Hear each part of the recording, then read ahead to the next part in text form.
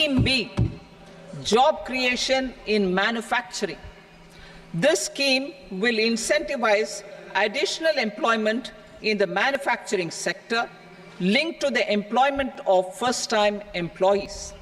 An incentive will be provided at specified scale directly both to the employee and the employer with respect to the EPFO contribution in the first 4 years of employment. The scheme is expected to benefit 30 lakh youth entering employment and their employers.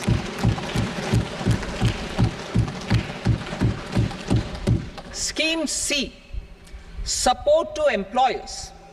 This employer-focused scheme will cover additional employment in all sectors.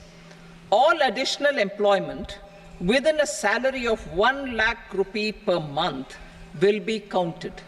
The government will reimburse to employers up to 3,000 rupees per month for 2 years towards the EPFO contribution for each additional employee.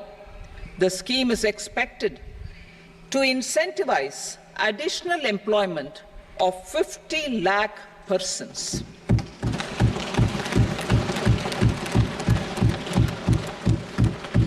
Participation of women in the workforce. We will facilitate higher participation of women in the workforce through setting up of working women hostels in collaboration with industry and establishing creches.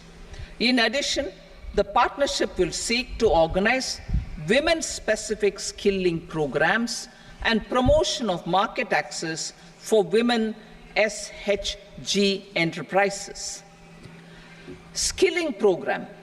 I'm happy to announce a new centrally sponsored scheme as the fourth scheme under the Prime Minister's package for skilling in collaboration with state governments and industry.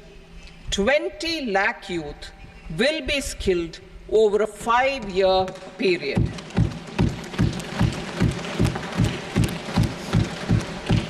(1,000) industrial training institutes will be upgraded in hub and spoke arrangements with outcome orientation.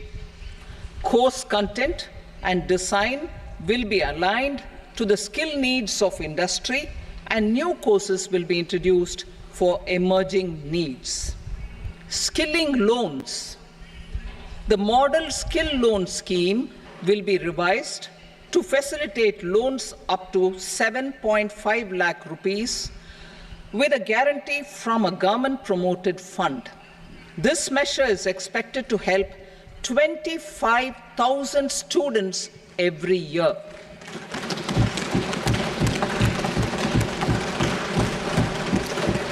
Education loans. For helping our youth who have not been eligible for any benefit under government schemes and policies, I am happy to announce a financial support for loans up to 10 lakh rupees for higher education in domestic institutions.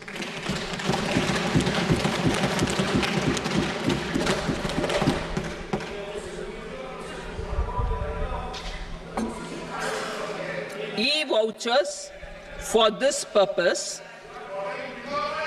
E-vouchers for this purpose will be given directly to 1 lakh students every year for annual interest subvention of 3% of the loan amount.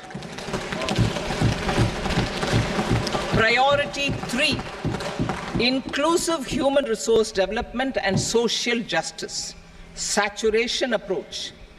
Our government is committed to all-round, all-pervasive and all-inclusive development of people, particularly farmers, youth, women, and the poor.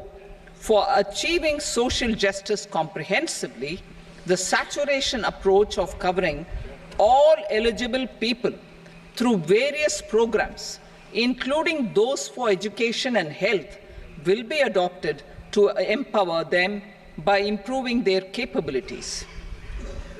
Implementation of schemes meant for supporting economic activities by craftsmen, artisans, self-help groups, scheduled caste, scheduled tribe, and women entrepreneurs and street vendors such as the PM Vishwakarma, PM Swanidhi, National Livelihood Missions, and Stand Up India will be stepped up.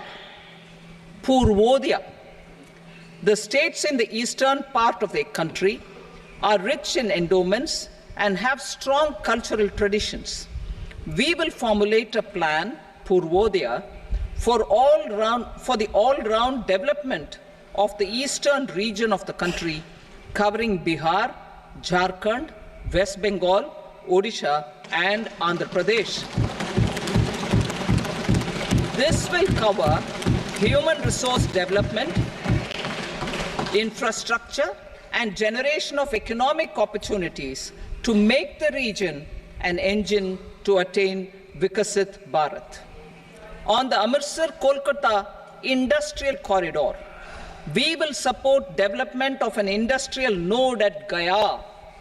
This corridor will catalyze industrial development of the eastern region. The industrial node at Gaya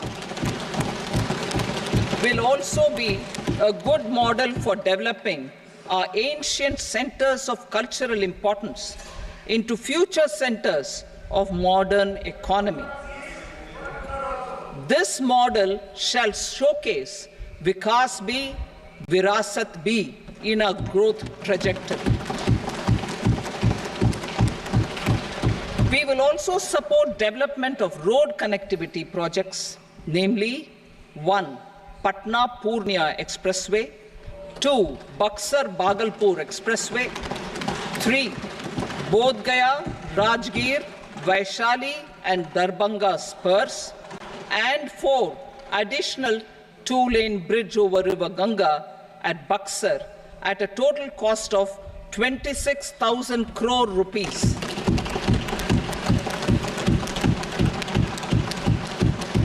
Power projects, including setting up of a new 2,400 megawatt power plant at Pir Painti, will be taken up at a cost of 21,400 crore rupees.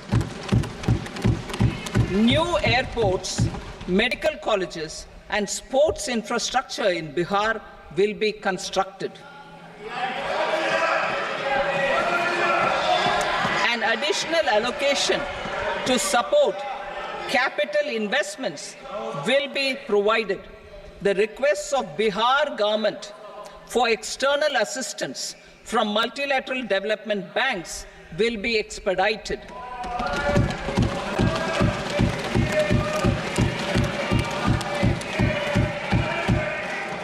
Andhra Pradesh Reorganization Act. Our government has made concerted efforts to fulfill the commitments in Andhra Pradesh Reorganization Act. Recognizing the state's need for the capital, recognizing the state's need for a capital, we will facilitate special financial support through multilateral development agencies. In the current financial year, 15,000 crore rupees will be arranged with additional amounts in future years.